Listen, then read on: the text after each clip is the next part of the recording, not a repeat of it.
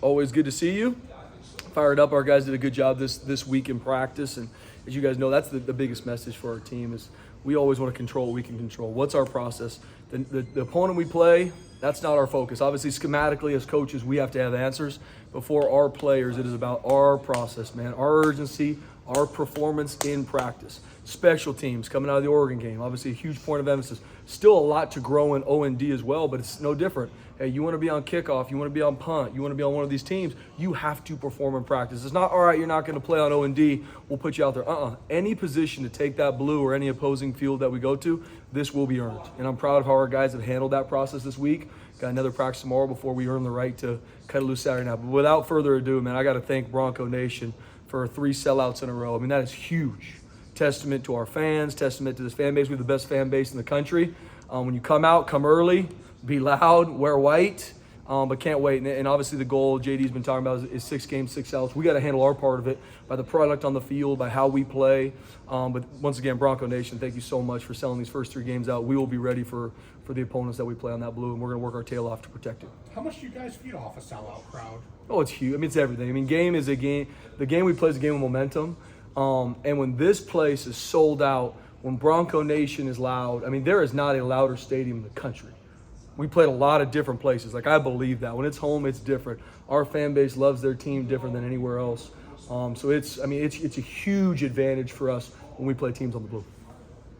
Coach, you guys have always said put the best 11 on special teams. Do you feel like you're able to accomplish that in this season, or sometimes there's circumstances that come up where maybe the math doesn't quite compute? Yeah, Mike, it's a great question. You're always working to put your best in every phase, O, D, and then especially the 4 main special teams, and especially on your coverage units. You know, punt and kickoff. There's such huge plays in the game. So much yardage has changed. And so we looked at, obviously, all 4 of them, even from kickoff return and punt return.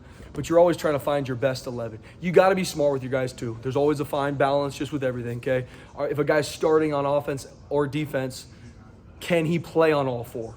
Can it be more 1 or 2? And it just a lot of it depends on the player, too, and kind of what position he plays on O&D.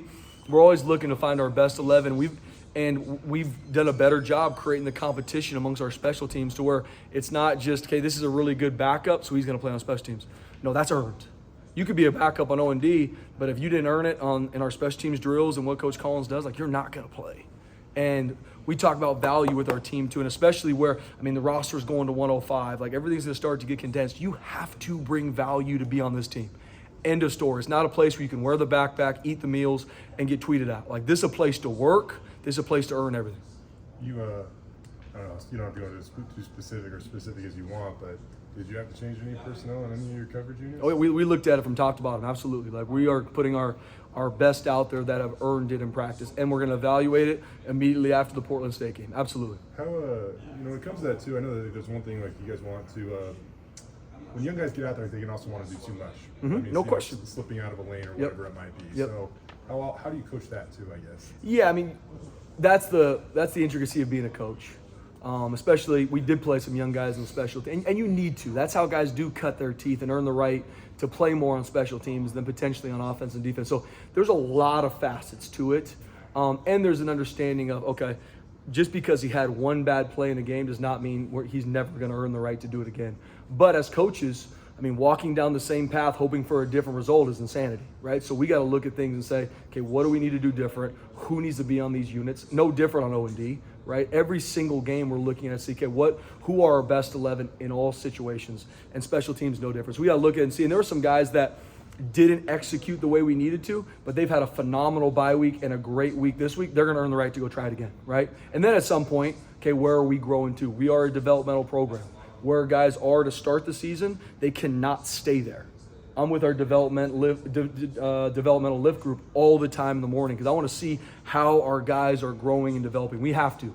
That is our lifeblood. We're not, all right, we have an issue here, we need to go to the portal or go get a junior college kid. Like, we need to develop kid as a freshman.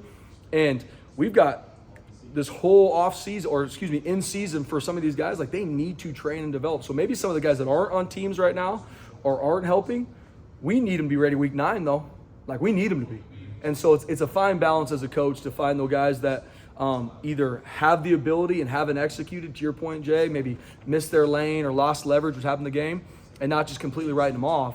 but it's making sure we do have our best players on special teams. I know you got the 2 byes, so it's a little different. Oh, yeah, but important. The bye this early, would you have rather just gone back out and play? Did you like having the bye? And then with the O-line, like how much did you have to give some reps to 7, 8, 9, 10 these last 2 weeks just in case something else happens? Yeah, no question. With the bye, BJ, looking at it even preseason was a new thing for us, having such an early bye. So being ready for it helped. We knew some of the things that we were going to need to do as a team and as a staff, some adjustments with such an early bye.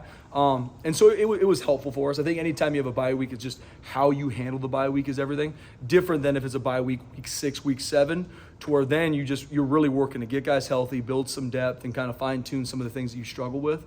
So it was good. I mean, I would, if it was 1 bye week, you'd much rather have it later in the season. But with 2 bye weeks, I think it works out pretty well. And then obviously we got 4 games bye week. Then it's that last really 6-game stretch that we got to be ready for coming out of the second bye week. And then with your question, the O-line, BJ, absolutely. I mean, Coach Keenes does a great job rotating those guys in practice, 1s, 2s, rotate, because it's a unique group to where it's all about how you play together with those front 5. Like they have to be on the same page with how they check, all the IDs. And so getting guys intermixed is everything, so guys are working with each other, because we got to continue to build that depth. Feel good about where our guys are at, but we're going to need to build the depth as the season goes. I beg for one more. Yeah, Spence. I wasn't here on Monday. I don't think you addressed it, but the status of Alexander Tubbner. Yeah. What feedback were you given? How unfortunate is that? And how lucky are you to have my first half against Portland State? Yeah, I mean, it's one of those things, to be honest. It is what it is. Frustrating that it happened in a game. Once again, football is a game of momentum. Alexander Tubbner is one of our best players. When he gets kicked out for a penalty that then they come back and say didn't happen, it is what it is, though. I'm not complaining about it. It happens. Everybody deals with that. It could go either way in certain situations. This one in game didn't feel like it was. It was called that way. That's the life we live. But very glad that they fixed it, and Tubbs is going to be ready to roll out game. Start the first quarter.